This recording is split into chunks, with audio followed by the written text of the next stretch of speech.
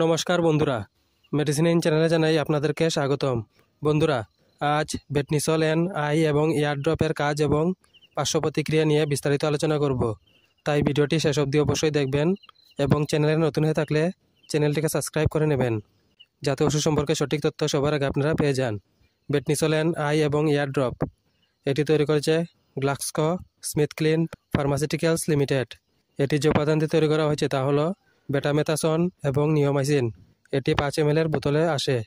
বেটনিসল N drop ব্যাকটেরিয়াজনিত কারণে চোখ এবং কানের সংক্রমণের চিকিৎসা করতে ব্যবহৃত হয়, যেমন চোখে ব্যথা, লাল ভাব, চুলকানি এবং চোখ দিয়ে জল পড়া কমাতে সাহায্য করে।